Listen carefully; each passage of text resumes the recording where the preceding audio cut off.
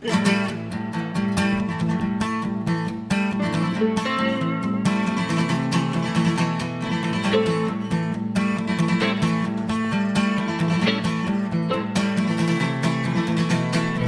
you work in 2 jobs and living in a tent, when a house costs $1 million and you can't pay the rent, when politicians say they'll help but it keeps getting worse each time the landlord lobby pulls the strings of the purse, when the human right to housing isn't even part of the debate, you know you're living in a failed state.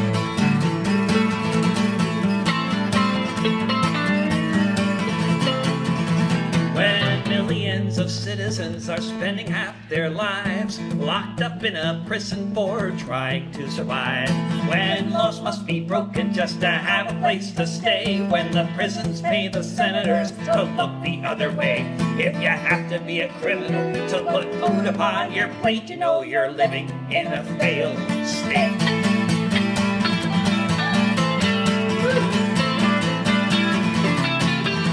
When you're facing climate breakdown, when the trees are all on fire, when half the country's underwater, when a climate change denier runs the nation, and the opposition party votes for oil rigs and pipelines, it's not so much a country as it is a corporation buckling under its weight, you know you're living in a failed state.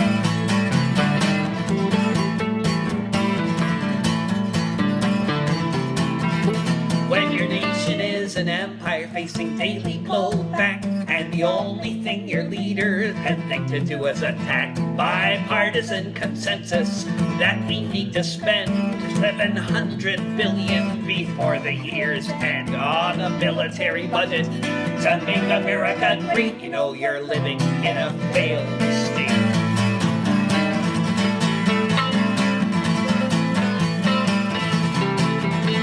When almost every day some psycho with a gun has to open fire on a crowd before it's done, when a music festival becomes a free fire zone and all they can say is it's okay now he was acting alone, buy some armor, pray to God, and hide behind a gate, you know you're living in a failed state.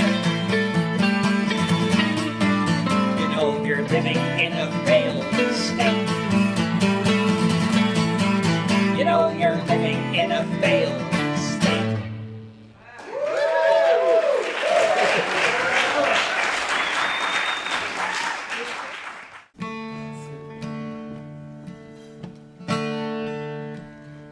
He heard that they were on their way when the settlers came. Little Crow knew that nothing now would ever be the same. The treaties he agreed to, signed under duress, he watched as the land of the Indians was less and less and less.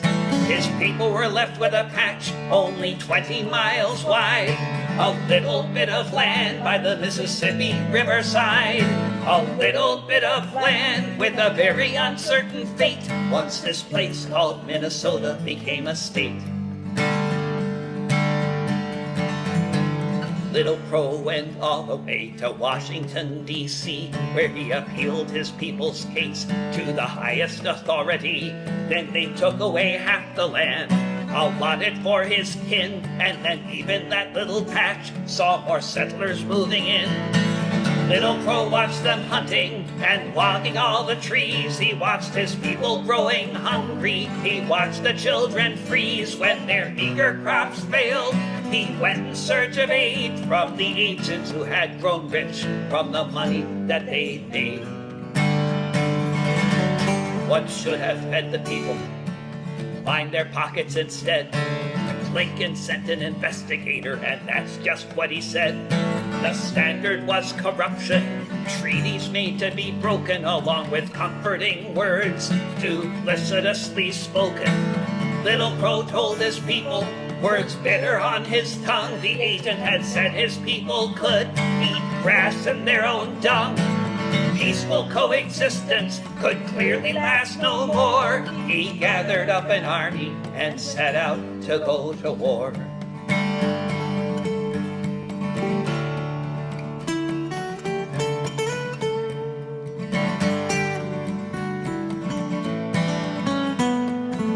Warriors raided the stores of food, that should have been theirs. They took guns and ammunition, put soldiers in their crosshairs. They won one battle after another, drove all the settlers out until divisions heading south were given a new route.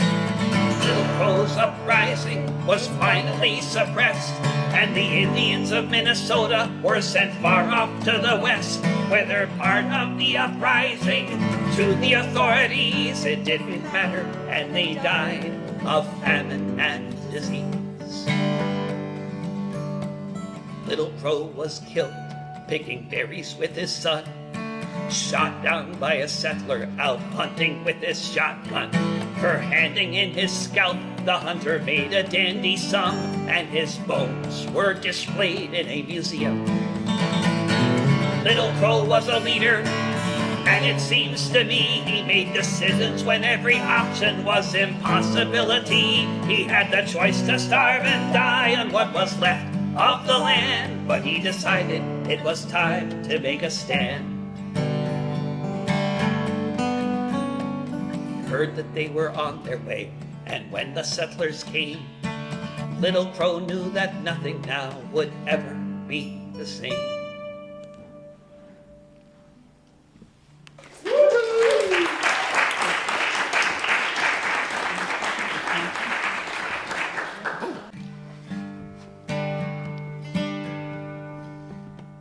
Gather round me, friends, I'll tell you a tale about the day one young man was taken off to jail and shipped north up Lake Michigan for a trial to see if he should be sent back to live in slavery.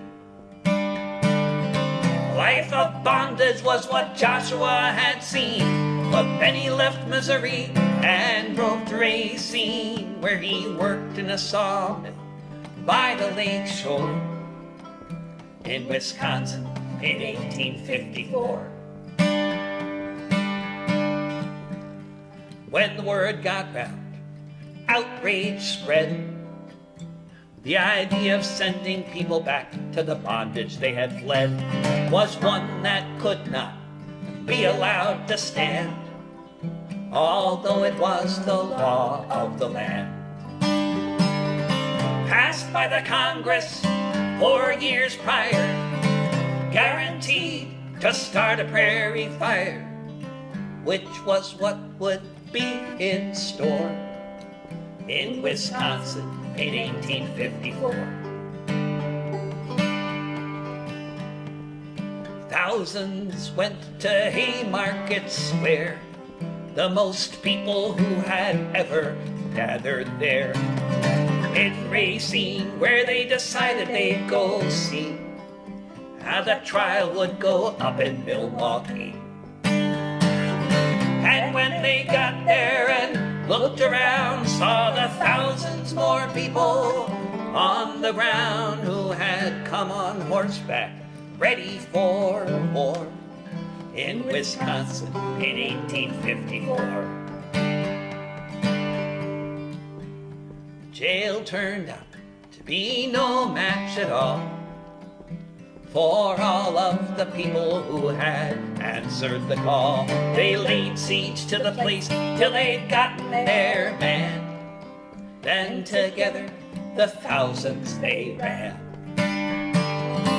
away from the cops, and then onward forth. The Underground Railroad brought him north, so Joshua Bluff would be a slave never more in Wisconsin in 1854. No more attempts would ever be made since that Milwaukee prison raid to enforce this federal law after the rising that everyone saw. It was dead in the water, and that's a fact. The Fugitive Slave Act. When all the people said what they stood for in Wisconsin in 1854. Gather round me, friends, I'll tell you a tale about the day one young man was taken off to jail and shipped north of Lake Michigan for a trial to see if he should be sent back to live in slavery.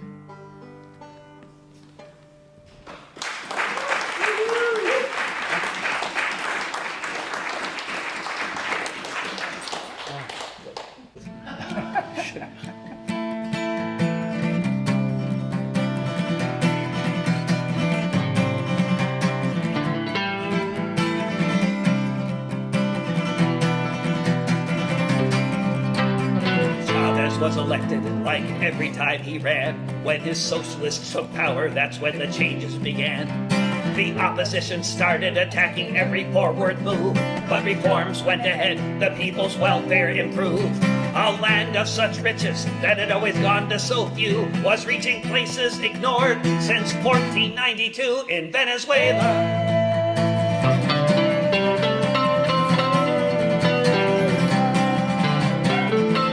Poured into the streets to stop the coup back then. They got the man that they elected back into power again.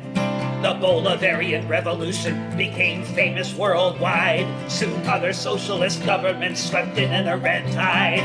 Between the Cuban doctors and the Venezuelan oil, billions got medical care, millions tilled the soil of Venezuela.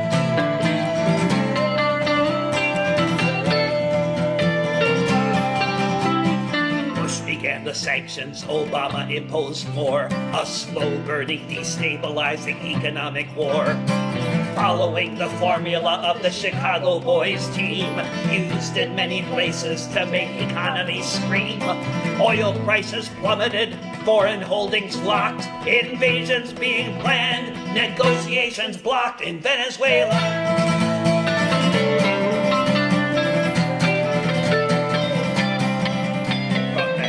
Revolution to Venezuela today, from the Seminoles to Salvador Allende. Look at their ankles, you'll see the chains. Imperial vampires, open veins. Those who stand up to the business elite, who cannot stand to see the workers in the driver's seat in Venezuela.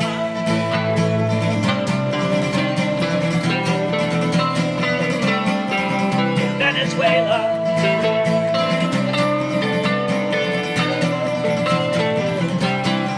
In Venezuela.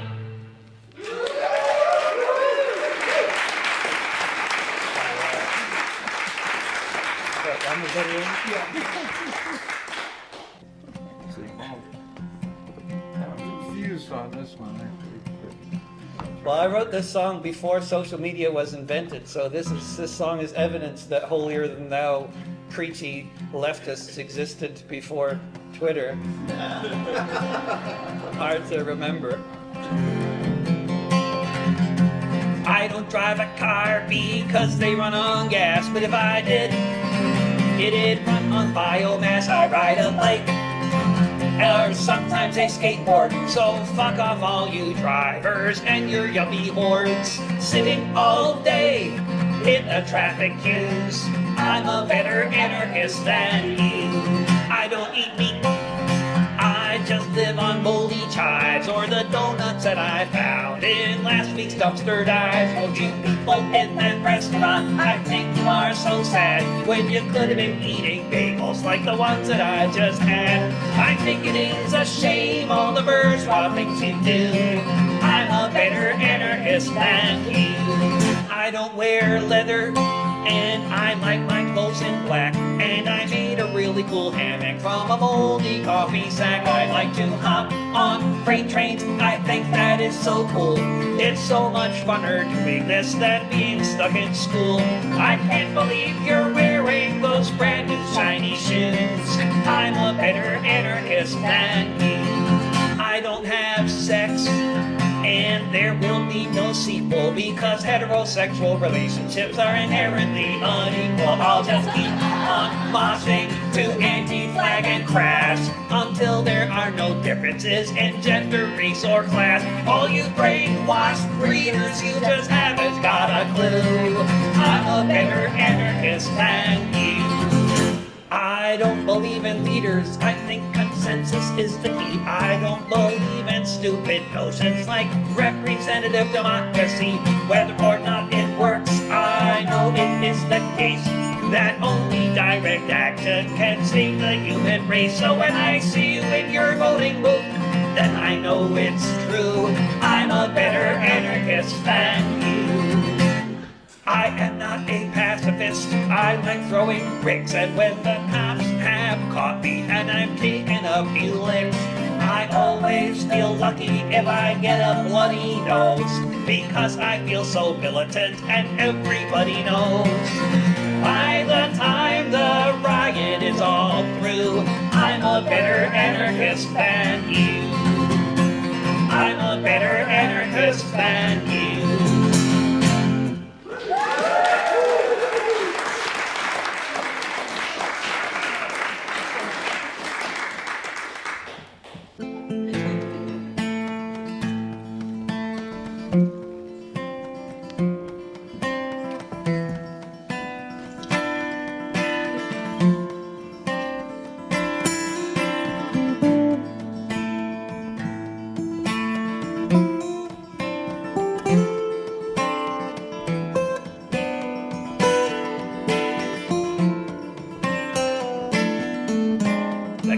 Open air, that's the one thing that distinguishes what is happening in Gaza right now compared to the time of the Third Reich and its crimes against any decency, against any sanity, against all the children, against all humanity.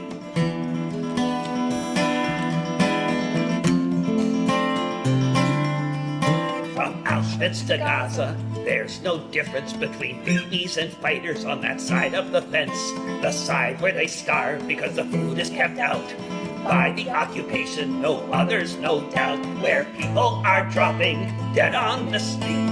My hundreds are struck of food on the street.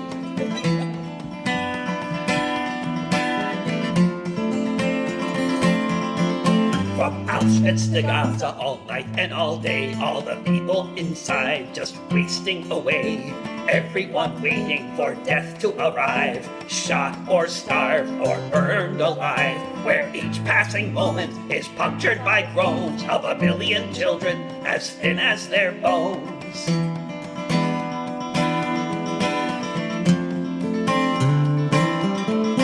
From Auschwitz to Gaza, the outside world knew, and many lamented about what they might do while their leaders looked for money to be made in the arms trade.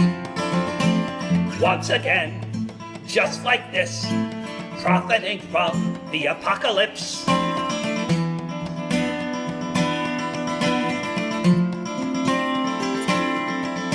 From Auschwitz to Gaza, the stages of starvation are exactly the same under occupation.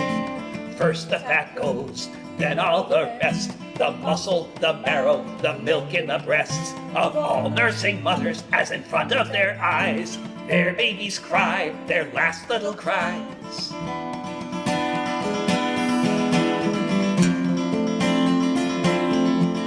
From Auschwitz to Gaza, under either command, all of the killing is entirely planned. Whether they call it a camp or a zone, it's all the same skin and bone. Whether they say work makes you free or humanitarian city,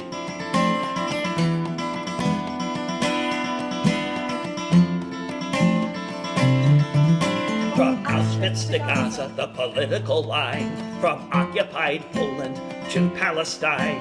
Leaders outside will say we weren't aware of the events of the horrors happening there. They'll shed a few tears and somberly then make a speech at the UN.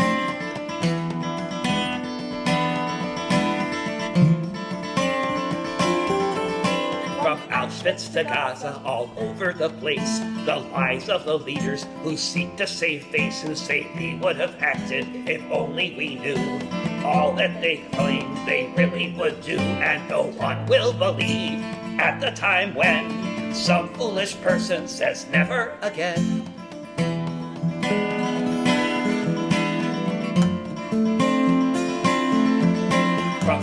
Auschwitz to Gaza.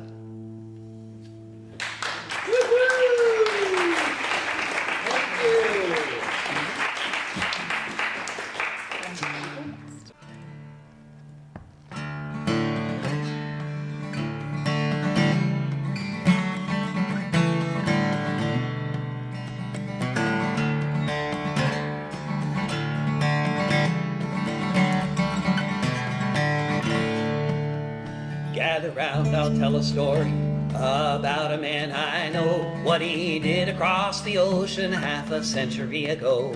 Death was raining from the skies all over Vietnam. Al and Clyde decided they had to try to stop the bombs. These two young men signed up to join the merchant marine, horrified by what they heard along with what they'd seen. They began to have discussions, they found a common goal. They joined the crew of the Columbia Eagle, and then they'd take control.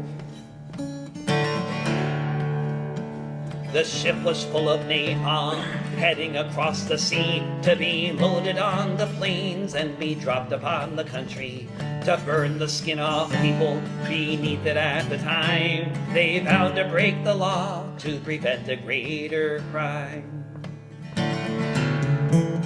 They thought they'd spend their lives in prison, or more likely they would die. But Clyde and Al agreed that at least they had to try to sail to Cambodia with all the napalm as well, where it might remain forever, the bombs that never fell.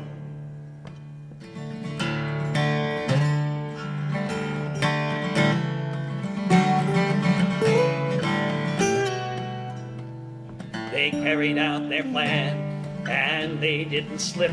Just two guns between them, but soon they ran the ship. They brought it to neutral waters by sea in Nookville, that these bombs might never be sent to maim and kill. But that's not how it ended. The next thing that they knew, Sihanouk was overthrown. There was a military coup.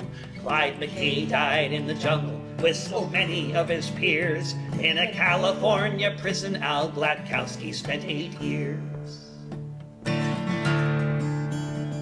The ship was not off course by much more than a bit. The future of the folly, perhaps they didn't change it. But while the blood was flowing and most people spent their days maybe marching in the streets or just joining the rat race. There are those among us who can say they really tried, who did everything they possibly could to stop the fratricide. If you see a big white beard on the Central Eastern shore, he might be a mutineer who tried to stop the war.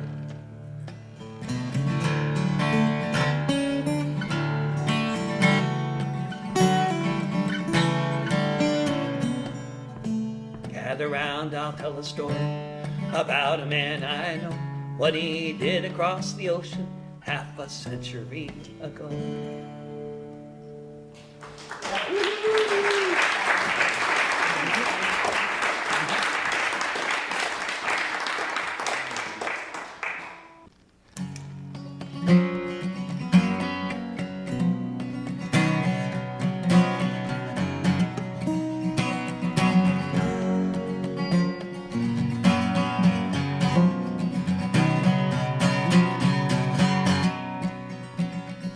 Once upon a century, people lived above this glen.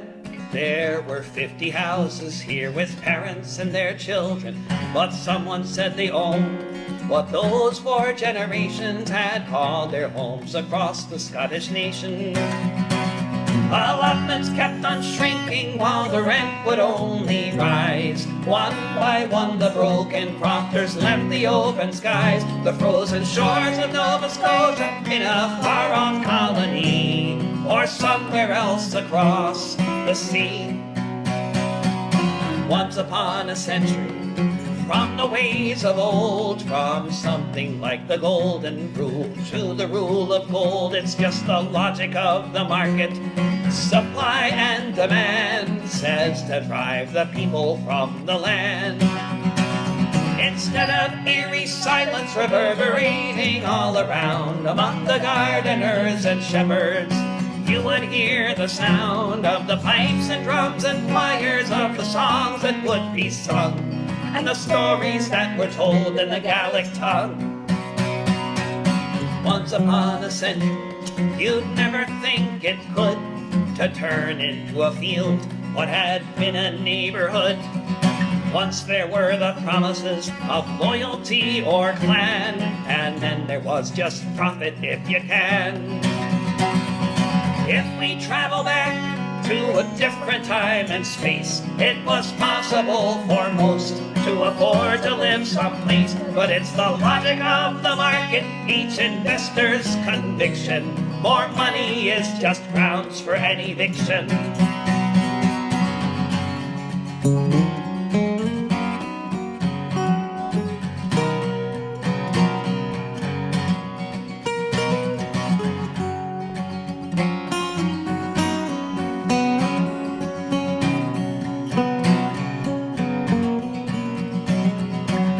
Upon a century, they cleared the highlands for the sheep. Most folks did not resist as the rent became too steep. They packed their things and moved, scattered far and near. You'd never know that they once were here. Just for the whims of capital, the biggest profits for the banks. You fight a war for empire, and clearance is your thanks.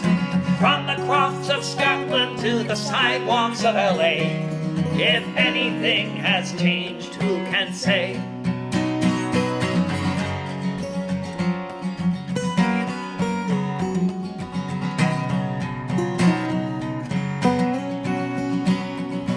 Once upon a century, people lived above this glen. There were 50 houses here with parents and their children.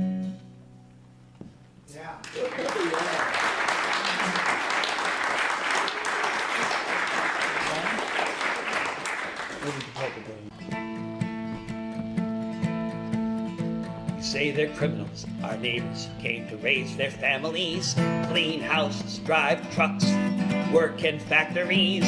You round them up and take them off in military planes, carrying out your solemn vow back from where they came. But why is it always the poorest of the poor are the ones upon whom we're declaring war? And what if we took back what was never really theirs? Nationalize the banks and deport the billionaires.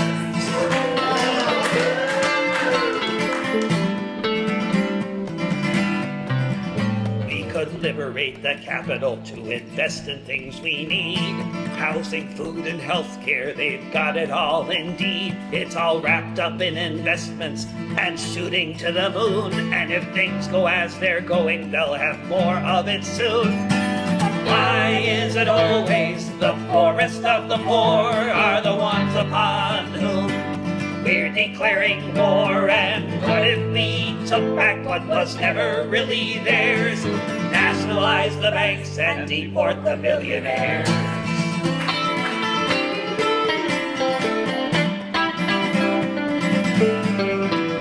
Say you'll fix the rising prices that are making us all frown. If you deport our neighbors, maybe rents go down. But I've done the math, and scientists agree. If we nationalize those billions, we can all live here rent-free. Why is it always the poorest of the poor are the ones upon whom we're declaring war? And what if we took back what was never really theirs? Nationalize the banks and deport the billionaires. Nationalize the banks and deport the billionaires. Nationalize the banks and deport the billionaires.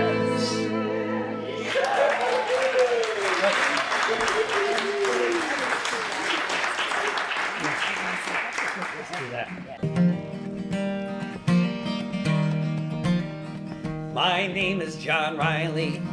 I'll have your ear only a while. I left my dear home in Ireland. It was death, starvation, or exile. When I got to America, it was my duty to go. Enter the army and slog across Texas to join in the war against Mexico. It was there in the pueblos and hillsides that I saw the mistake I had made. Part of a conquering army with the morals of a bayonet blade.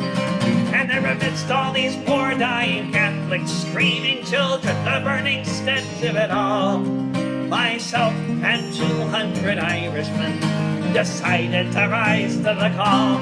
From Dublin City to San Diego, we witnessed freedom denied. So we formed the St. Patrick Battalion and we fought on the Mexican side. What'd we do? We formed the St. Patrick Battalion and we fought on the Mexican side. We marched beneath the green flag of St. Patrick, emblazoned with Erin Gobra. Right with the harp and the shamrock, and Libertad para la República. Just 50 years after Wolftown, 5,000 miles away, the Yanks called us a legion of strangers, and they can talk as they may. But from Dublin City to San Diego, we witnessed freedom denied. So we formed the St. Patrick Battalion and we fought on the Mexican side. We formed the St. Patrick Battalion and we fought on the Mexican side.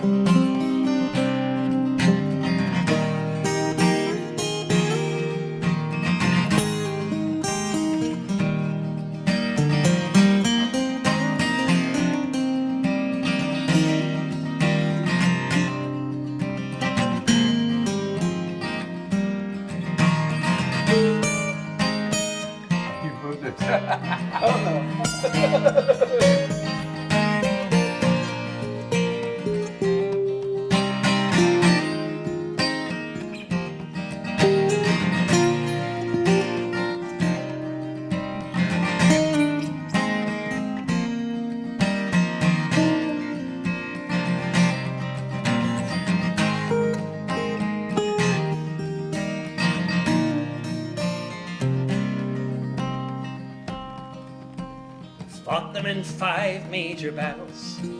Churubusco was the last. Overwhelmed by the cannons from Boston, we fell after each mortar blast. Most of us died on that hillside in the service of the Mexican state. So far from our occupied homeland, we were heroes and victims of fate.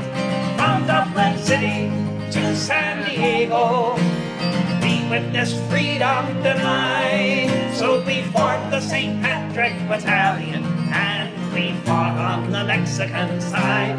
From Dublin City to San Diego, we witnessed freedom denied. So we formed the St. Patrick Battalion and we fought on the Mexican side.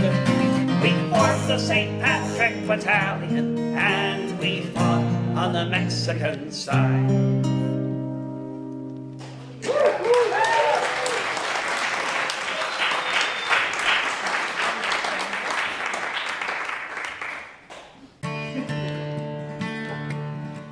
Robert Ross was from Rostrep. He was born in County Down. His family was given land there by the British Crown. He was a man born of the gentry, born with wealth and fame, but he joined the British Army to serve his queen and make his name. In the Napoleonic Wars, he fought in many lands, in Holland and in Spain, in the far-off Egyptian sand. He was wounded there in battle, came back to fight another day, and he was sent off to attack the USA. York had been sacked and burned by invading Yankee men, but the Canadians regrouped, chased the Yankees home, and then the British Navy made its way to the shores of D.C. town, where General Ross burned the White House down. The year was 1814. The U.S. was in retreat. It was a Canadian victory, an American defeat.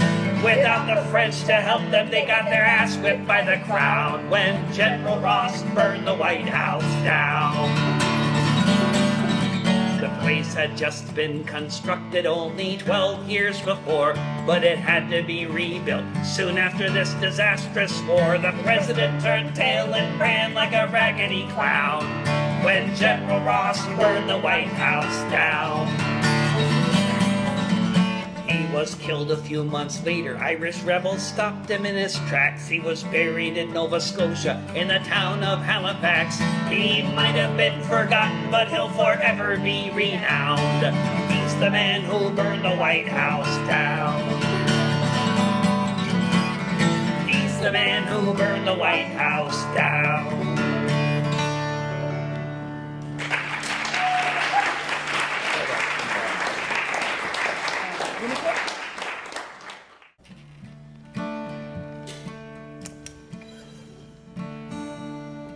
I am a fisherman, so were my parents. Here in Cordova, on Prince William Sound, I'm not a tree hugger, but I love the mountains and hauling in the gill net with the ocean all around. Life was good here. You could raise a family with 100,000 tons of herring sent out every year. 1989, the tanker grounded. Nothing's ever been the same around here.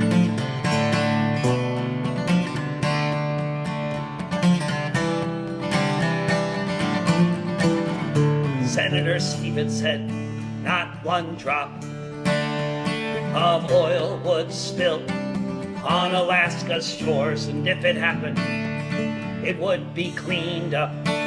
But our beaches were still covered, as was the ocean floor. 4 years passed, each run collapsed. It was then we knew for sure the herring weren't coming back. Exxon's promises of compensation were about as empty as a used-up paper sack.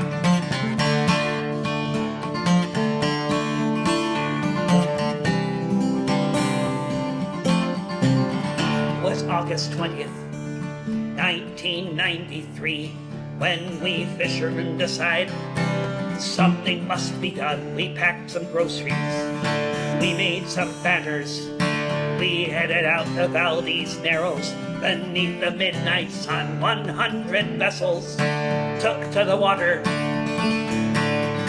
pushed through a storm and to the Valdez Sea. We lined up our boats, formed a blockade, and we waited for whatever might be.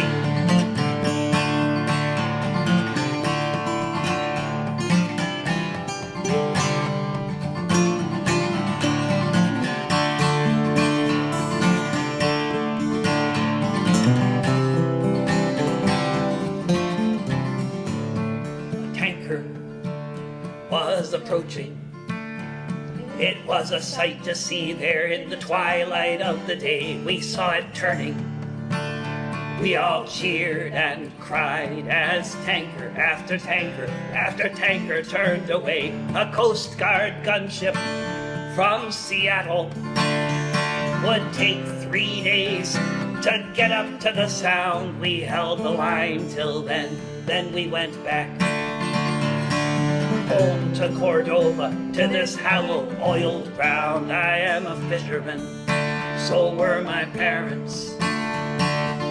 Here in Cordova, on Prince William Sound.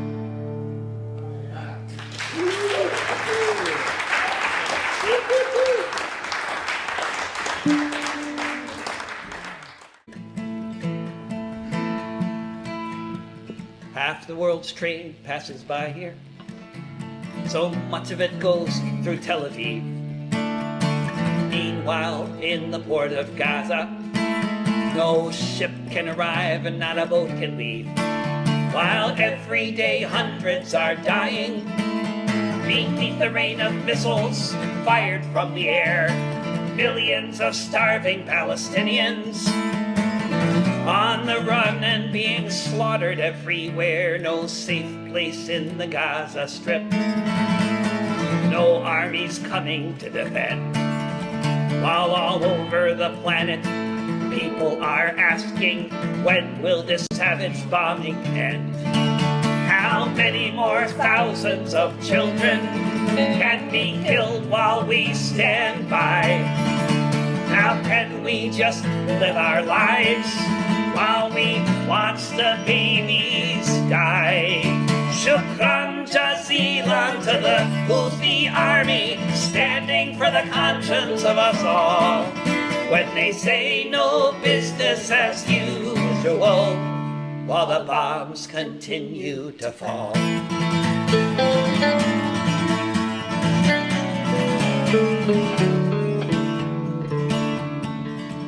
For a country that doesn't have an air force, they're painting black, red, green, and white on the helicopters they use to board the ships to show their cause is right. The president says this terrorism must stop right away, to which the Houthis respond, yes, that's exactly what we are trying to say. Shukran jazilan to the Houthi army, standing for the conscience of us all. When they say no business as usual, while the bombs continue to fall.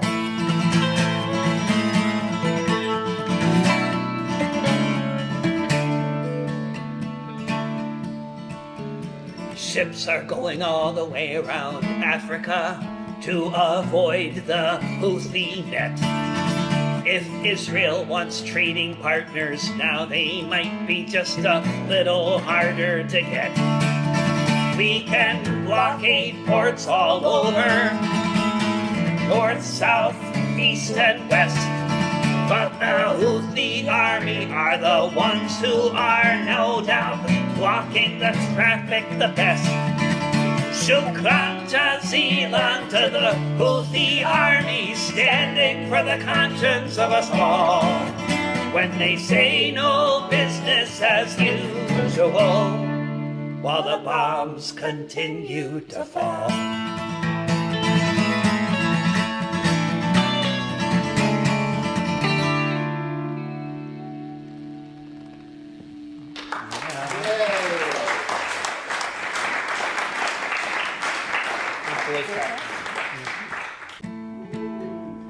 It's happening now, and it has before, at the universities, in a time of war.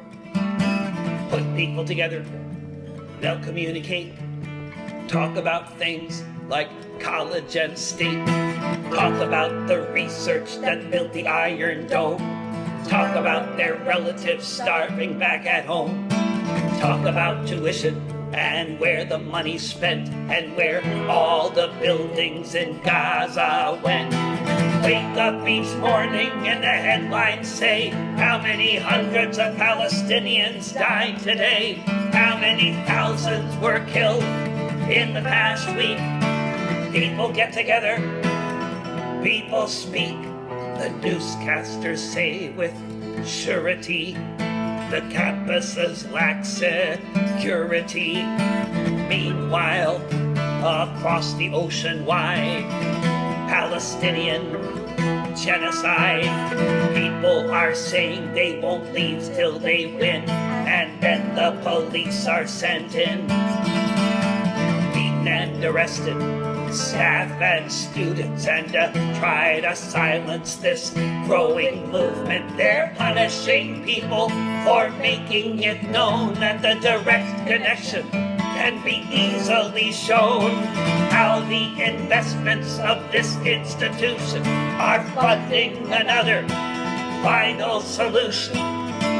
Where it goes is anyone's guess. After all, this is the U.S.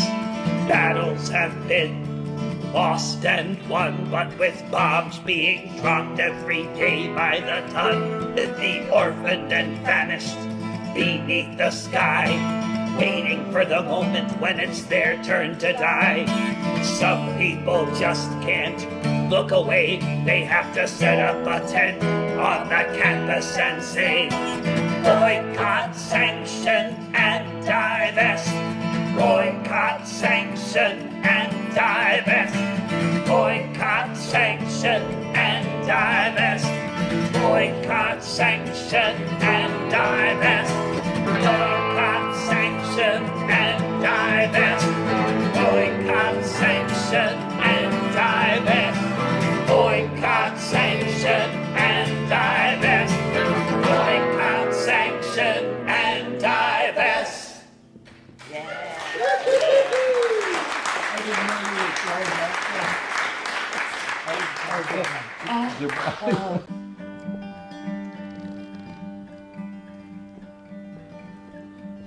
Katerina Jakob, long before she took that name, was organizing workers in Hamburg just the same. Organizing beneath the flag of deepest red, a new dawn of peace and freedom clearly shining in her head.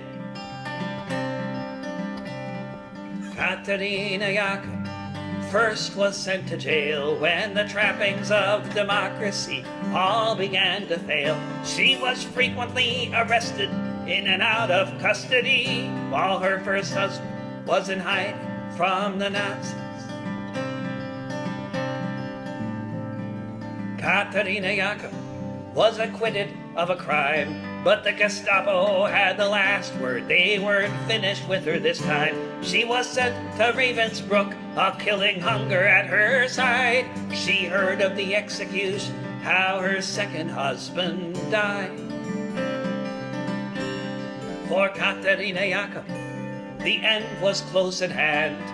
She was on a death march with a ragged, starving band, marching through a forest, being led by the SS. What would happen hours later seemed impossible to guess. When the sun rose the next morning, it was the 1st of May, and they all sang the Internationale. They all sang the Internationale.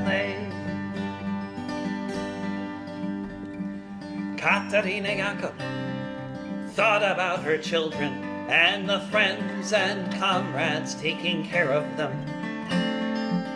not knowing yet if any of them survived, not knowing that soon she'd see her daughters both alive.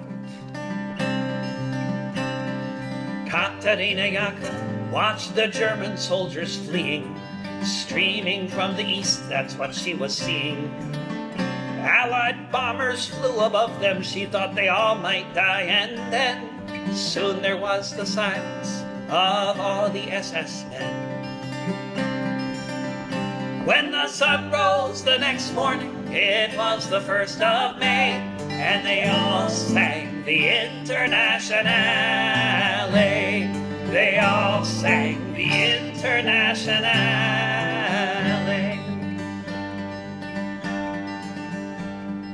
Katerina Jakob saw red flags flapping in the breeze above the Russian tanks, and she fell upon her knees. And so many different voices in so many different tongues sang the most beautiful song that could ever have been sung. In German, Lithuanian, in Polish, and in Dutch, a myriad of melodies as never had been such. In Russian and in Yiddish, Italian and French, emerged from the forest beneath the trench.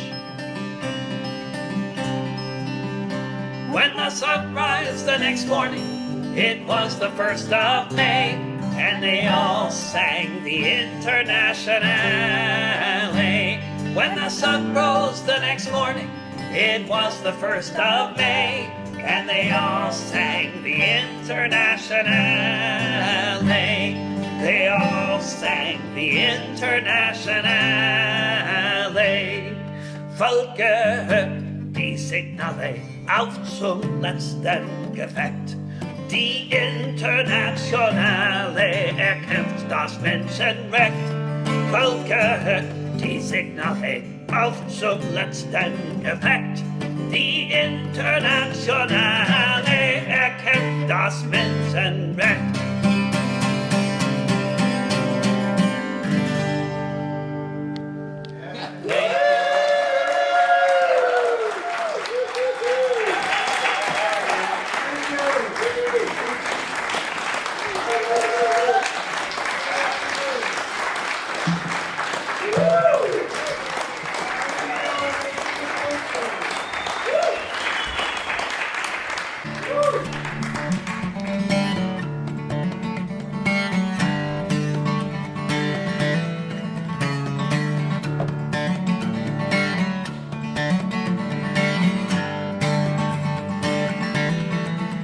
Like an old cloth torn and framed, it came like a clarion call to illustrate the saying, united we stand, divided we fall. A thin veneer torn by disease shredded the great con laid bare, come from across the seas, now floating in the air like a corpse that's being exposed, that all of us now can see, all that the cadaver shows about a society, a veil of fantasy lifted that gives us at least some idea how another world is possible.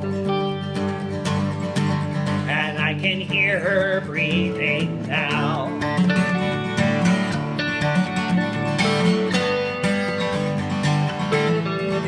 Like the red blood that flows from the bullet, whether coated in rubber or not, like the faces you see in the helmet, reflecting the thickening plot, driven by such a villain, as a thing exponential allows, it says another world is possible.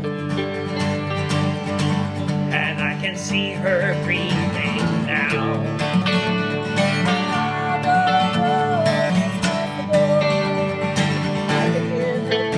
Like the pallor of so many faces on every end of the town, on the murals in so many places, boarded up and long ago shut down, making all the connections between the mule and the plow, that another world is possible. And I can hear her breathing now.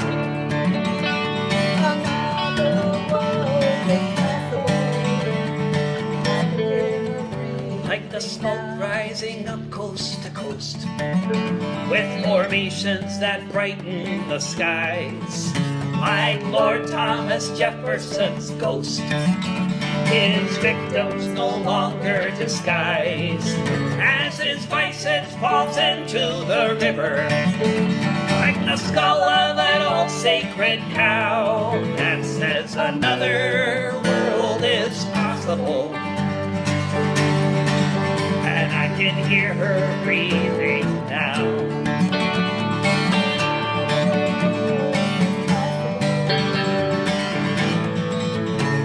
Another world is possible.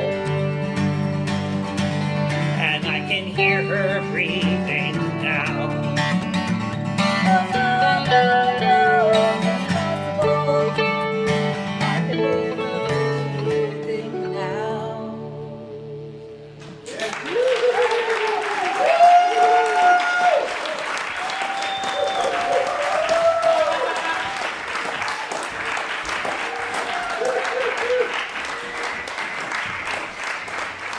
When the world has gone crazy and it's all becoming clear, when they're gunning down our comrades and it seems the end is near, as they're loading up the launchers for the tear gas grenades. We can take off our bandanas and kiss behind the barricades.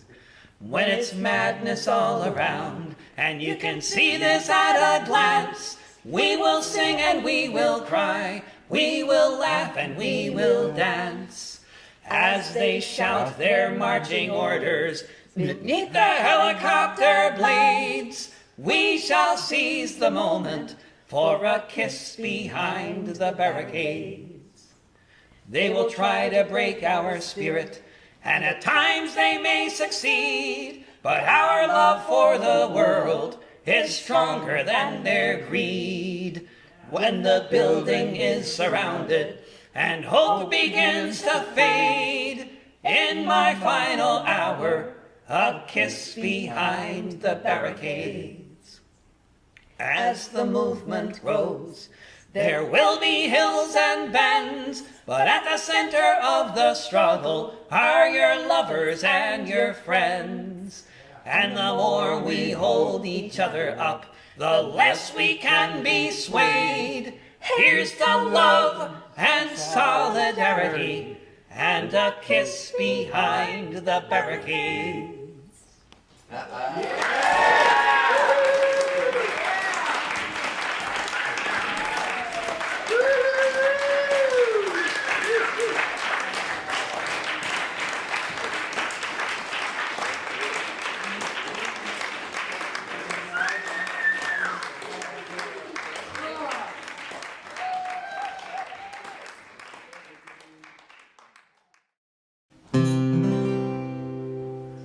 This is the ballad of Donald J. Trump and all the great things that he's done. Thank you.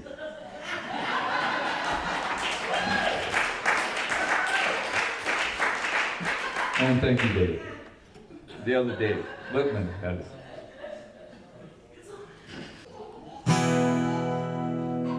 Give me that old time. Give me that old time. Give me that old time. It's good for me. That was your part, by the way. Yeah, you can clap along too. Let's do it that. Hold on. Let's practice it one more time. Give me that old time. Give me that old time. Give me that old time. It's good enough for me. We will pray throughout the day, even though we rather play. And we say we're too late. That's good enough for me. Give me that old time. Give me that old time. Give me that old time. It's good enough for me. And we fall into a groove, and God doesn't know what to do, and God's in the brass to get us that good enough for me. Give me that old time. Give me that old time. That's good enough for me. This might be the verse that got me saying.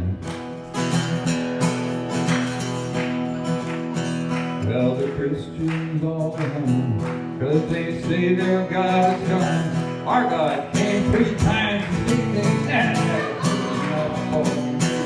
Give me that old time. Give me that old time. Give me that old time. It's good enough for me. There's a Pete Seeger verse. We will worship like good, and bring strange fermented good, and run and get through the woods. That's good enough for me.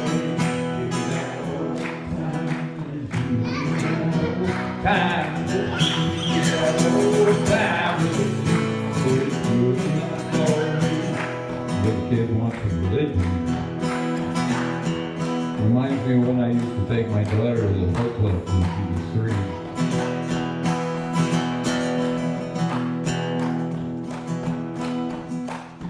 There are some that call